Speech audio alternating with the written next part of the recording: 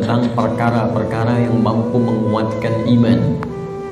Saya kembalikan dulu kepada pembahasan di pengantar yang masuk kepada bab ini sebelum saya bacakan nanti tentang pembahasan di bab umuril iman ini, baik ayat Qur'annya ataupun hadis Nabi Muhammad SAW yang dirangkum oleh Imam Al-Bukhari dalam pembahasan ini. Jadi Bapak Ibu sekalian, sebelum membahas tentang hal-hal terkait penguatan iman, saya ingin ingatkan kembali tentang dua hal yang sangat penting. Yang pertama tentang kenapa kita mesti beriman. Ini poin yang sangat penting. Saya ulang, kenapa kita mesti beriman. Ya, bukan hanya sekedar fitrah dalam kehidupan, tapi nanti ada 5 hal yang langsung Allah janjikan dalam Al-Quran ketika kita benar-benar menanamkan iman dalam diri kita. Jadi kalau kita mampu beriman dengan benar kepada Allah, maka Allah akan berikan 5 keistimewaan yang tidak akan diberikan selain kepada orang-orang beriman, walaupun mereka hidup dalam kehidupan dunia. Jadi 5 hal ini Allah akan berikan. Yang pertama, ada jaminan langsung Allah berikan kepada orang-orang yang yakin tanpa ragu dengan Allah, yaitu beriman kepada Allah, bahwa ia mendapatkan kabar gembira langsung dari Allah, memiliki setengah bagian dari 2 hal yang dibutuhkan untuk masuk surga. Memiliki setengah bagian atau 1 dari 2 hal yang dibutuhkan untuk masuk surga. Saya sering istilahkan, dia telah mendapatkan dari setengah kunci surga. Dan ini berita kabar gembira dari Allah sebelum orang ini wafat, bahkan sejak hidup, dengan turunnya Quran surah kedua Al-Baqarah ayat ke-25 yang paling kanan sebelah atas di mushaf. Wa basyiril ladzina amanu wa 'amilus shalihat anna lahum jannatin tajri min tahtiha al-anhar. Baik kata Allah, Muhammad sallallahu alaihi wasallam, berikan kabar gembira. Baik, ada orang-orang yang aku telah siapkan surga, ragam surga untuk mereka. Dia ada jenis-jenis surga, ada surga Firdaus, ada surga Aden, kan? Nanti insya Allah saat kita dengan izin Allah diperkenankan masuk ke dalamnya, kita akan melihat ada di bagian mana di surga kita yang kita banggakan itu, dan yang kita impikan itu. Dia ada beberapa bagian-bagian surga yang akan diperoleh berdasarkan amalan-amalan kita. Yang biasa puasa masuk surga Ar-Rayyan, pintunya Ar-Rayyan, ya, pintunya. Yang biasa tahajud lewat pintu tahajud, biasa sedekah pintu sedekah. Nanti ada tingkat tertingginya, ada Firdaus, ada Aden, dan lain-lain sebagainya. Baik kata Allah, aku telah siapkan aneka ragam surga ini untuk siapa? Ada yang paling menarik. Wa basyiril ladzina amanu, berikan kabar gembira ini pertama bagi para pemilik iman. Nah, ini syarat untuk masuk surga itu ada iman. Oke? Okay? Ada orang punya misalnya, mohon maaf ya, sekali lagi saya ilustrasikan, dan Quran tidak akan sama dengan ilustrasi ini. Laisa kamitslihi syai'un. Tidak ada yang sama dengan Allah Subhanahu wa taala. Perhatikan kalimatnya. Misalnya begini, Anda akan datang misalnya ke istana, ya, diundang oleh presiden misalnya, atau penguasa tertentu. Maka orang ini memberi syarat. Anda boleh datang misalnya ke istana dengan catatan menggunakan pakaian yang rapi, spesifikasinya begini, pakai sepatu, jamnya jam sekian. Jelas ya? Maka ketika Anda menyalahi ketentuan itu, Anda tidak bisa masuk. Jelas? Satu itu. Yang kedua, pemilik sesuatu lebih tahu tentang ukuran dan kriteria apa, supaya kita bisa mendapatkan dari apa yang dimiliki oleh pemilik itu. Anda ingin ke istana, yang punya istana punya ketentuan. Anda nggak bisa bikin ketentuan sendiri. Jelas? Anda masuk komplek angkatan laut, maka komplek ini punya aturan yang harus diikuti. Tidak bisa Anda sendiri bikin aturan. Anda ingin ke surga, yang punya surga itu Allah, maka Allah bikin aturan. Nggak bisa Anda bikin aturan sendiri.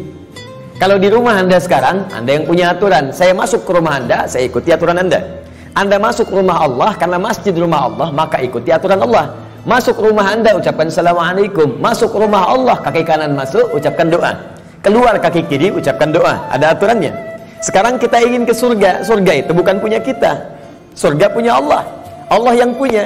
Maka Allah yang punya surga itu memberikan berita siapa yang bisa masuk ke situ. Kata Allah, orang yang bisa masuk ke surga adalah hamba-hambaku yang punya 2 syarat saat dia hidup di dunia. Apa syaratnya? Dan ini berita gembira. Ada orang sebelum wafat diberikan berita gembira. Kalau punya 2 hal ini, Anda berpeluang bisa memilih dari pintu mana Anda akan masuk ke surga yang Anda idamkan itu, sesuai dengan amalan-amalan yang kita kerjakan. Nah, di antara 2 ini, syarat pertamanya iman. Kata Allah, wa basyiril ladzina amanu, berikan kabar gembira pada orang yang telah punya iman. Dan kalimatnya menggunakan alladzina, disebutkan 1080 kali dalam Al-Quran. Ismun mausulun yadullu 'alal jam'il jam'iyah. Kata sambung konjungsi kadang menunjuk pada objek tanpa batas. Jadi bisa untuk orang dewasa, anak kecil, laki-laki, perempuan, tua, muda, ya, maaf, kaya, cukup, semua kalangan tanpa batas. Artinya, kata Allah, saya buka surga ini untuk siapapun. Gak ada status dunia yang bisa memengaruhi seseorang masuk surga. Di surga tidak diukur dengan seberapa kayakah Anda. Hati-hati kalau Anda mendapatkan tingkat kekayaan dan Anda merasa kaya dengan itu, belum bebas Anda, hati-hati, belum bebas Anda dengan persyaratan untuk mendapatkan surga. Belum tentu harta menjadi jaminan untuk masuk surga. Anda punya kedudukan tinggi, setinggi apapun, tapi kedudukan itu tidak otomatis menjamin Anda masuk surga. Karena syarat masuk surga bukan kedudukan. Kalau syarat masuk surga kedudukan, Firaun paling duluan masuk surga. Namrud lebih duluan masuk surga. Jelas? Baik, karena syarat masuk surga itu kaya, maka Qarun itu paling depan masuk surga. Tapi ingat, syarat surga kata Allah bukan kekayaan, bukan kedudukan. Jangan bangga dulu kalau punya kedudukan tinggi atau harta melimpah, karena itu belum jadi ukuran kebaikan di hadapan Allah Subhanahu wa taala. Kecuali nanti kedudukan atau harta itu diisi dengan iman. Iman itu yang akan menunjukkan harta dan kedudukan untuk mengerjakan amal soleh sebagai bekal ke surga. Maka golongan pertama kata Allah, saya berikan kesempatan yang luas. Baik itu tua, muda, lelaki, perempuan, besar, kecil, kaya, cukup, semua punya peluang ke surga. Dan itu hanya diberikan dengan satu kata saja, alladzina. Semuanya. Tapi dari semua itu, aku hanya minta dua syarat saja. Satu, semua kalangan itu punya iman. Yakin denganku kata Allah, yakin tanpa ragu. Berbahagialah kalau sampai dengan siang hari ini kita diberikan nikmat iman oleh Allah Subhanahu wa taala. Itu kenikmatan luar biasa. Dan kita mendoakan saudara-saudari kita supaya mendapatkan bagian itu. Karena itu seringkali saya membuka ta'lim dengan berdoa, ya Allah, berikan hidayah kepada saudara-saudari kami, tetangga kami, kerabat kami, teman kami di kantor yang sampai hari ini belum beriman kepadamu, belum mengucapkan syahadat. Berikan kekuatan pada jiwanya untuk bersyahadat sebelum wafat. Alhamdulillah, Anda mungkin tetangga Anda nggak semuanya beriman. Ya, ada yang misalnya A, ada yang B, ada yang C, tahajud malam dalam sujud minta. Ya Allah, Engkau satukan kami di dunia sebagai tetangga dan pertemukan kami kembali di akhirat ya Allah. Jangan pisahkan kami. Berikan dia hidayah. Doa itu yang tidak diketahui oleh orang yang didoakan, mungkin itu yang lebih cepat menghujam pada jiwanya. Kami di Ta'lim di Bekasi itu selalu membiasakan meminta kepada Allah. Ya, setiap malam Jumat kita minta, berusaha. Alhamdulillah, hampir setiap pekan ada yang masuk Islam. Kemarin seorang ibu dengan 3 orang anaknya masuk Islam. Begitu selesai ta'lim, teman-teman datang lagi 1 orang lagi, diantar oleh suaminya, dia masuk Islam lagi. Masya Allah. Jadi alhamdulillah, kita tidak tahu siapa yang mendapatkan hidayah, tapi kita bisa berdoa kepada Allah untuk memohon untuk memberikan hidayah. 1. Nah, kemudian yang kedua, ya, wa amilus shalihat, iman dan amal soleh. Di syarat surga itu sesungguhnya kalau diucapkan ringan, iman, amal soleh, iman, amal soleh. Tapi kalau dikerjakan itu yang butuh perjuangan. Dan ini gambaran di Quran itu indah, ya. Ini sekaligus isyarat. Wawunya ma'iyah, Pak, Bu. Ma'iyah itu sesuatu yang bersanding, nempel. Ya. Adi wa Ahmad dhahaba ila masjid, misalnya Nurul Bahri. Adi wa Ahmad, Adi dan Ahmad, dhahaba, keduanya pergi ila Masjid Nurul Bahri, ke Masjid Nurul Bahri. Adi dan Ahmad kalau menggunakan wa artinya dempet, nggak pisah, bersamaan, wawunya ma'iyah, bareng. Ya, Allah menyampaikan wa basyiril ladzina amanu wa amilus shalihat. Syarat untuk masuk surga itu duanya bersamaan, nggak bisa berdiri salah satu. Ya, 1 iman, 2 amal soleh. Nah, kalau kita baca dengan kaidah ilmu nahwu, otomatis keduanya ini akan saling terkait, berkelin dan memengaruhi. Artinya, orang yang beriman pasti beramal soleh.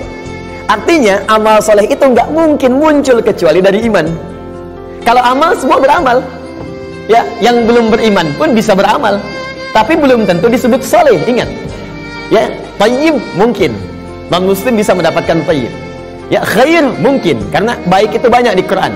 Ada khair, awas, ada thayyib, hati-hati. Ada ma'ruf, ada ihsan, ada saleh. 5.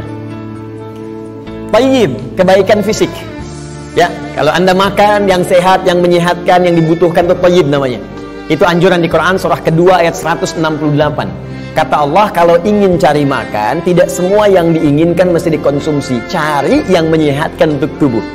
Ya ayyuhan nasu kulu mimma fil ardi halalan thayyiba. Hai semua manusia, ini rumus dalam Al-Quran, universal sifatnya.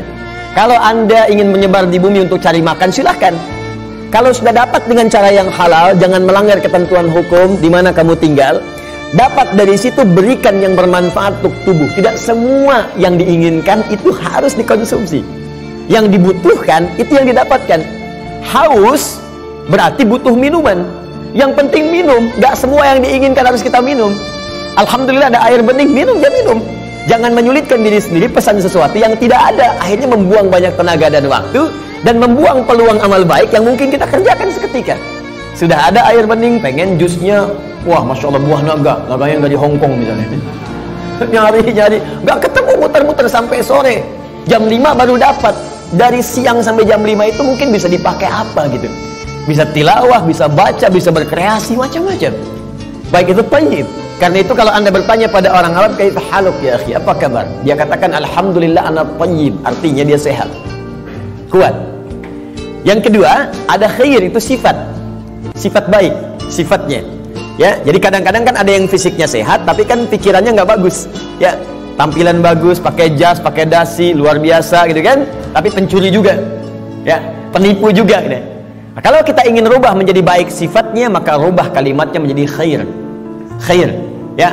Karena ada Bang Thayyib 2 kali puasa, 2 kali lebaran nggak pulang-pulang, padahal dia sehat kan.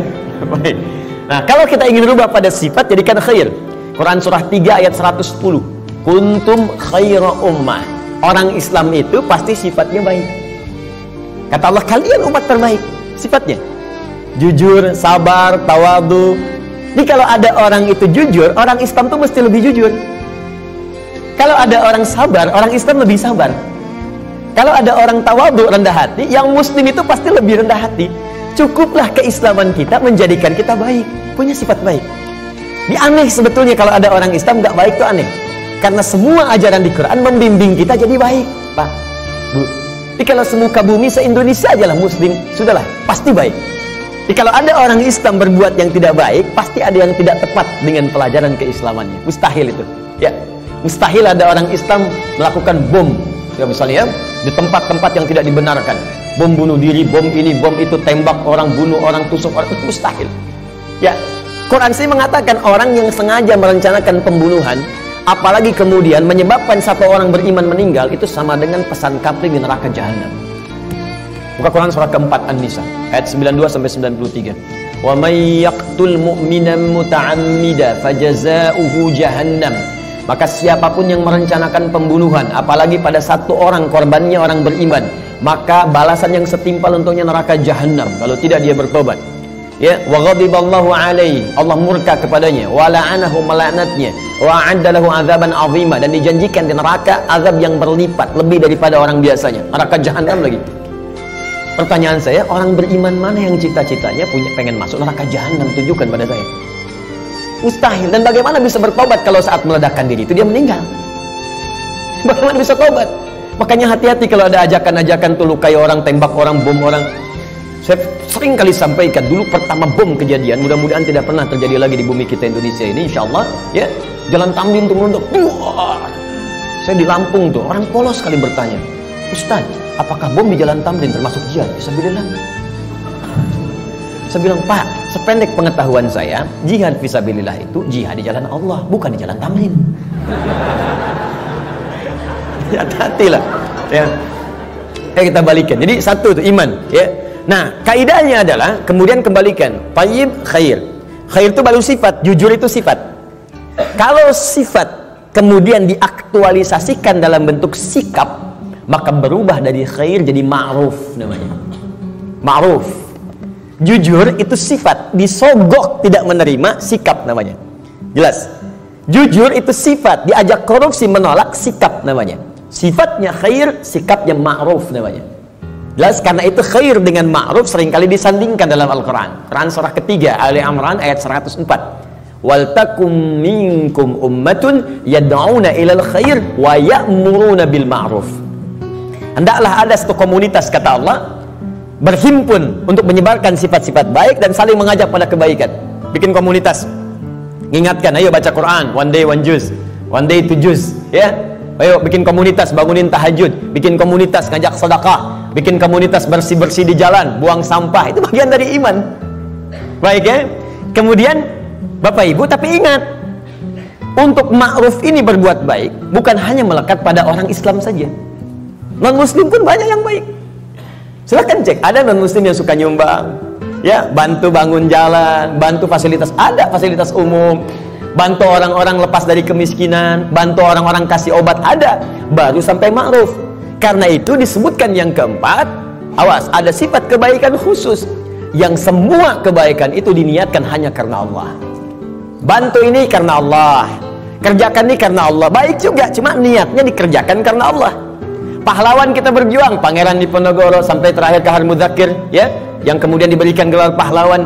Apa niat sesungguhnya? Kalau Anda buka Riyadhus Shalihin karangan Al-Imam An-Nawawi, ada 1896 hadis di kitab Babul Ikhlas bagian pertama, maka akar pertama kali untuk meniatkan mereka berjuang, pertamanya bukan untuk mendapatkan urusan dunia, tapi litakuna kalimatullahi al-ulya. Man qatala litakuna kalimatullahi al-ulya fahuwa fi sabilillah. Niatnya khusus untuk berjihad di jalan Allah Subhanahu wa taala. Berjuang karena Allah, karena Allah, karena Allah. Bantu orang di kemiskinan karena Allah. Bukan karena pekerjaannya, tapi kebaikan itu dikerjakan karena Allah dan merasa diawasi oleh Allah Subhanahu wa taala. Maka yang keempat disebut ihsan namanya. Ihsan. Di hadis Muslim nomor hadis yang ke-8, an ta'budallaha ka'annaka tara fa illam takun tarahu fa innahu yara. Engkau mengerjakan semua aktivitas yang baik sebagai ibadah karena Allah, seakan-akan diawasi oleh Allah, merasa diawasi walaupun kau tak mampu melihatnya. Itu terjemah yang baik itu. Merasa bekerja karena Allah, makan karena Allah, minum karena Allah, berbuat baik karena Allah, ihsan namanya. Orangnya disebut muhsin. Kalau empat ini dikumpulkan, badan sehat, sifat baik, sikap mulia, dikerjakan karena Allah, thayyib, khair, ma'ruf, ihsan. Empat ini kalau digabungkan menjadi sholih namanya. Sholih. Maka setiap orang tua meminta kepada Allah supaya anaknya jadi saleh. Ibu bermohon, ya Allah, jadikan saya anak soleh. Kata bapaknya, namanya kan Hasan. Bukan pak, sifatnya saleh. Semua orang tua, saya belum pernah dengar ada orang tua minta, ya Allah jadikan saya anak yang thayyib, khair. Tidak, soleh, sudah fitrah. Dan itu sudah dimohonkan sejak anak dalam kandungan, kata Allah, sudah fitrah. Itu ada di Quran surah ke-7 ayat 189. Falamma taghasyaha hamalat hamlan khafifa famarrat bi. Falamma athqalat da'awallaha rabbahuma la in ataitana sholiha lanakunanna minasyakirin. Ketika suami istri berhubungan sampai kemudian istrinya mengandung, kandungan ringan sampai dengan berat, tatkala kandungan semakin berat menjelang ke persalinan, kedua orang itu, suami dan istri, mulai berdoa kepada Allah. Fitrahnya sudah minta, ya Allah, mohon jadikan anak saya nanti saat lahir jadi anak yang saleh. Dengan itu ya Allah kami bersyukur dan akan mengganti semua sakit yang dirasakan oleh istri saya yang sedang mengandung ini. Saleh. Nah, apa yang menyebabkan seseorang soleh? Terkumpul empat ini, kata Allah, kalau iman ada dalam dirinya, maka semua pekerjaan dia akan dituntun menjadi soleh. Pekerjaan disebut amal, disatukan dengan soleh menjadi amal soleh. Di iman seseorang itu otomatis akan menuntun seseorang berbuat amal soleh. Jadi kalau ada orang punya iman gak beramal soleh, dipertanyakan bagaimana kualitas iman dalam dirinya, dipertanyakan. Karena otomatis Pak, Bu, kalau ada iman, kata Allah, itu otomatis membimbing dia, mengantarkan pada amal soleh.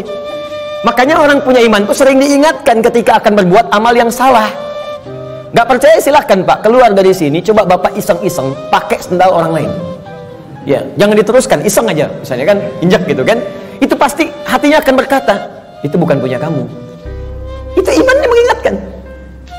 Kalau iman semakin tinggi, Anda keluar dari masjid aja, kaki kanan keluar, ditarik lagi tuh. Anda akan tarik, karena yang keluar itu kiri, masuk kanan. Ke toilet, masuk kiri, keluar kanan. Tuh. Ya, itu semakin tinggi iman, maka iman itu akan mendorong Anda berbuat amal soleh dari ujung kepala sampai ujung kaki. Makanya saya sering katakan, di dalam Al-Quran, jika kita sudah punya iman, maka semua fungsi tubuh kita akan disebutkan imannya dulu sebelum menyebutkan fungsinya. Mata untuk melihat, sebelum melihat imannya dulu. Turun Quran surah 24 ayat 30 untuk laki-laki, 31 untuk perempuan. Qul lil mu'minina yaghuddu min absarihim. Untuk perempuan, wa qul lil mu'minati yaghuddna min absarihinna. Katakan pada pria-pria yang sudah punya iman, imannya dulu. Dan katakan pada perempuan-perempuan yang sudah punya iman, matanya hanya boleh dipakai melihat yang baik-baik saja. Kalau yang dilihat tak baik, maka imannya akan membimbing mata untuk memalingkan ke arah yang lebih baik. Memalingkan pandangan ke arah yang lebih baik disebut dengan ghaddul basar namanya. Anda menatap begini, Masya Allah, tapi yang ditatap istri orang. Maka iman berkata jangan teruskan, palingkan. Ya, proyek yang tidak baik gak akan dilihat.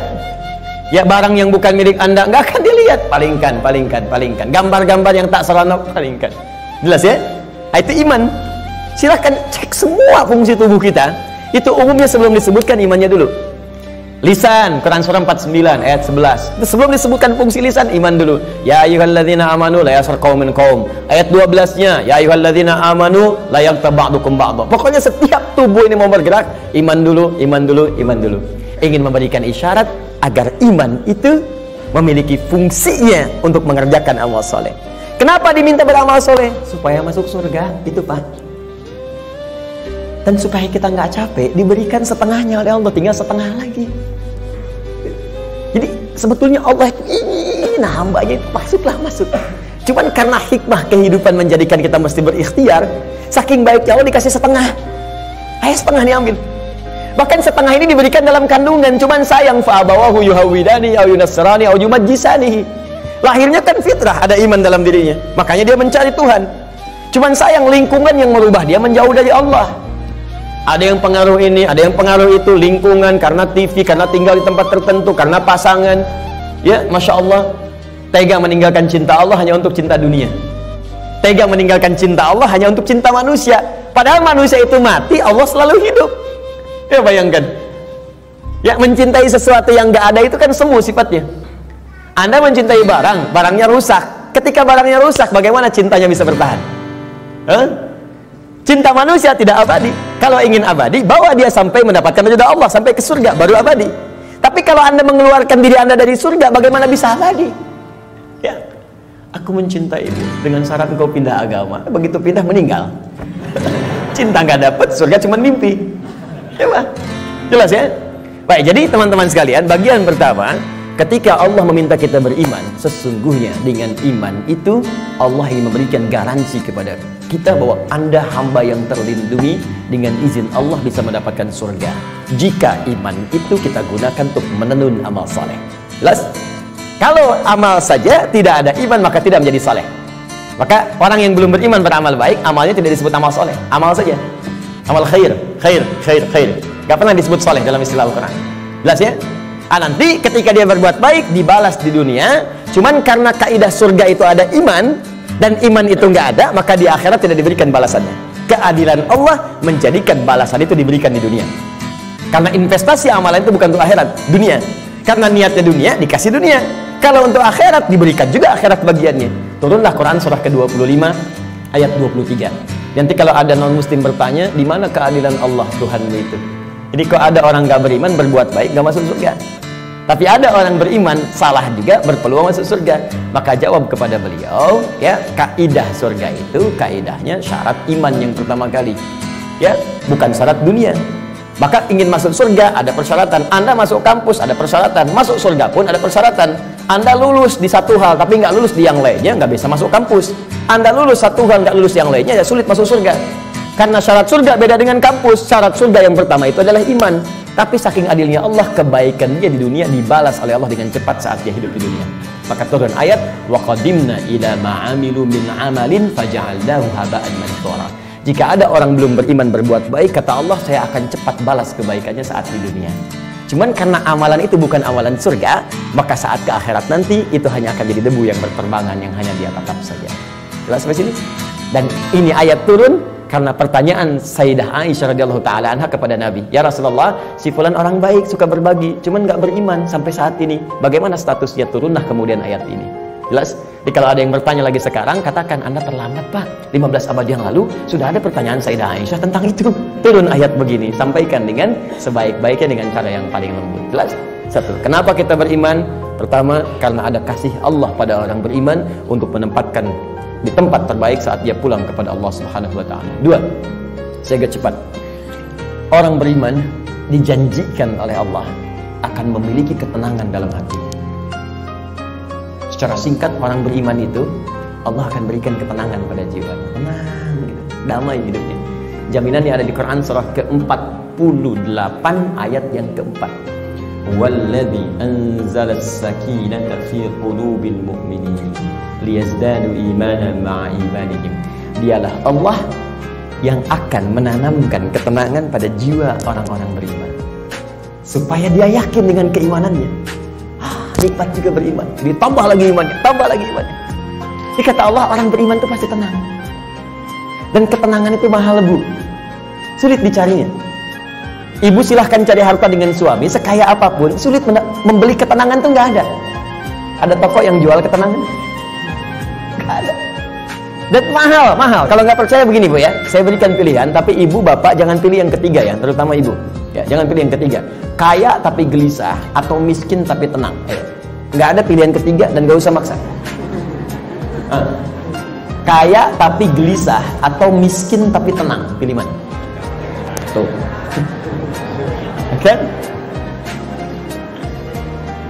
Banyak orang kaya tapi nggak tenang. Ada yang bunuh diri, ada yang tembak diri sendiri, ada yang lompat ke depan rel kereta. Ada yang saking kayanya bingung, kayaknya nanam cabai, cuma bikin kangkung, metikin cabai, metikin tomat. Terus Anda ngapain? Kalau cuma numpukin harta buat metikin tomat, petani kita nggak kaya-kaya amat bisa metikin tomat juga. Coba lihat, Anda bayangkan. Jadi tidak selalu Bapak Ibu sekalian kekayaan itu bisa berkonotasi seimbang, equal bisa dengan ketenangan, belum tentu. Tapi iman itu jaminan dari Allah. Orang beriman itu pasti tenang. Ada kedamaian dalam jiwanya. Enak gitu. Bahkan kalau sudah dapat halawatul iman, bukan cuma kedamaian, Allah akan berikan ketenangan dalam kehidupannya dalam bentuk keamanan, aman dari gangguan, tenang, nikmat. Maka diturunkan oleh Allah Quran surah ke-18 ayat 13. Saking tenangnya, tidur di gua aja enak. Bayangkan, gua loh, fasilitasnya tahu sendirilah. Di gua ya sudah, maaf, cahaya sudah terbatas, hampir tidak ada. Makanan bagaimana mendapatkannya, tempat tidurnya kemudian juga pasti keras. Tapi kok bisa ada yang tidur di gua selama 309 tahun? Saking enaknya tidur, dan gak ada yang ganggu, Pak. Bu, nikmat. Ya, yang memberikan nikmatnya Allah, ini kanan kiri, matahari diatur oleh Allah, terbit di sini, terbenam di sini, selalu tersinari di dalamnya. Sehat-sehat aja. Bangun 309 tahun, Anda bayangkan. Ya, ada orang sekaya-kayanya baru 3 menit udah bangun lagi. Pling, telepon muncul. Di pejabat memang bagus, kedudukan tinggi, tapi setiap 3 detik kerja ini, kerja itu. Baru tidur sebentar, bangun lagi. Pak, ada kejadian begini, bangun. Ini 309 tahun tidur cuman di gua. Fasilitas hampir nggak ada, tapi jaminan itu ada. Maka di ayat 13 di surat Al-Kahf, surat gua, ya, nahnu naqussu 'alaika naba'ahum bil haqq innahum fityatun. Belum selesai, amanu bi rabbihim wazidnahum huda. Kata Allah, kami akan kisahkan pada Anda tentang kisah yang sebenar-benarnya, tanpa dikurangi, tanpa ditambahkan, sebenar-benar hak. Jadi ada sidqun, ada hak. Kalau sidqun, mayahtamilu sidqa wal kadhib, kadang benar, kadang tidak. Tapi kalau hak pasti benar, gak bisa ditolak. Matahari terbit di timur, terbenam di barat, hak. Karena itu semua yang hak sumbernya hanya kepada Allah. Al-haqqu mir rabbika fala takunanna minal mumtarin. Al-Baqarah 149. Al-haq. Nah, sekarang kembalikan. Kata Allah, kami akan kisahkan pada Anda kisah yang sebenar-benarnya. Ya, tanpa kamuflase, tanpa rekayasa. Innahum fityatun, kisah tentang para pemuda yang berlindung di gua. Diberikan oleh Allah keamanan, dikejar-kejar. Bukan sekedar dipersekusi, bukan sekedar diintimidasi. Ya, maaf, bisa dieksekusi. Berlindungnya di gua. Tapi nikmat sekali di gua itu. Bisa tidur enak, nyaman, makan juga kenyang, langsung diisikan di perutnya. Tidur bolak-balik, gak ada yang ganggu. 309 tahun Anda bayangkan. Salatu mi'atin wazdada tis'a. 309 tahun. Siapa mereka? Innahum fityatun. Sungguh mereka itu para pemuda. Tapi bukan pemuda biasa. Ada sesuatu yang melekat pada dirinya. Amanu. Yang sangat beriman kepada Allah. Pesan ayat ini, ya, kata para pakar Al-Quran, sesungguhnya ingin memberikan pesan pada generasi mendatang. Jadi ada kaidah di tafsir itu begini, kalau nggak disebutkan siapa orangnya, kapan kejadiannya, maka pesan yang berlaku di ayat itu akan berulang kemudian di masa-masa yang akan datang dengan konteks yang berbeda. Anda sekalipun tinggal di rumah yang sempit, terbatas sifatnya, keadaannya tidak seperti yang lain-lain. RS7, ruangan sangat sempit sekali sehingga selonjoran saja susah, gitu kan? Ya. Tapi kalau ada iman dalam jiwa kita, itu bisa nikmat saja. Dibandingkan tinggal di tempat yang mewah luas, tapi iman nggak ada, kegelisahan itu muncul. Jadi orang beriman itu nggak akan disekat oleh dunia. Tinggal di kontrakan nikmat, di rumah yang luas nikmat, jadi kaya nikmat, cukup hidup juga nikmat aja. Ya, pokoknya beriman itu indah, nikmat ini. Jadi kalau kita beriman sampai saat ini dan tidak menikmati kehidupan kita, dipertanyakan ada apa yang salah dengan iman kita? Kata Allah beriman itu nikmat, tenang hati. Jadi kok rumah mewah, mobil banyak, gitu kan? Ya lihat mendung aja sedikit udah bikin status. Mendung ya, kayak suasana hatiku. Apa yang mau dicari? Ya, coba lihat. Sekali-kali saya tuh jarang berinteraksi dengan media sosial. Cuman kalau udah lihat, saya lihat nih ada teman-teman official lihat, misalnya saya suka kadang-kadang suka nggak betah ngelihat ini. Ya orang kenapa hidupnya dikit-dikit ngeluh gitu kan? Maunya apa? Ya belum musim hujan minta hujan, dikasih hujan minta jangan hujan. Maunya apa gitu? Ya kenapa kita nikmati aja? Iman itu indah, iman wah masya Allah. Kasih hujan, alhamdulillah, banjir pakai berenang. Jadi solusi. Jadi itu teman-teman sekalian ya. Selanjutnya ada jaminan Allah yang selanjutnya ya. Orang beriman pasti bahagia kata Allah. Dan cenderung sukses. Tidak cukup dengan amin. Nanti kita belajar dulu. Turun Quran surah ke-23 ayat 1. Qad aflahal mu'minun. Qad aflahal mu'minun. Orang beriman itu dijamin oleh Allah. Saya artikan dijamin karena kalimatnya menggunakan qad, harfu tahqiq, huruf jaminan. Qad, harfu tahqiq, huruf jaminan. Qad aflahal mu'minun. Orang beriman pasti menggenggam kebahagiaan dan kesuksesan. Aflah itu dari kata falah. Kalau di bahasa Inggris, di kamus bahasa Inggris itu diartikan success and happiness. Sukses dan bahagia. Ya, digenggam. Kalau digenggam menjadi aflah namanya, aflah. Kata Allah, orang beriman itu pasti menggenggam kesuksesan dan kebahagiaan. Pasti. Tergenggam dalam diri. Cukuplah dengan beriman akan bahagia. Cukup dengan beriman, sukses dalam pekerjaan yang kita kemudian lakukan. Walaupun barangkali level kesuksesan itu dalam pandangan orang bisa beda-beda. Bagi si A, manajer itu bagian kesuksesan hidupnya.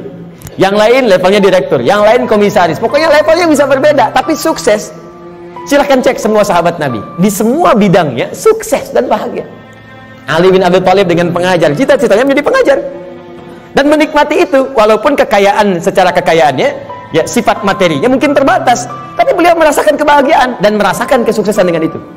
Abdurrahman bin Auf kaya luar biasa, sampai kapaknya terbuat dari emas. Dan menikmati itu dan bahagia juga, bahkan terjamin surga. Ada di lisan Nabi. Utsman demikian, Abu Bakar demikian. Anda bayangkan, dari yang pengusaha, diplomat, birokrat, pengajar, dosen, ada semua, perawat, ada semua levelnya. Dan bahagia beriman, padahal sebelumnya jahiliyah. Bayangkan, perusak, kriminal, macam-macam.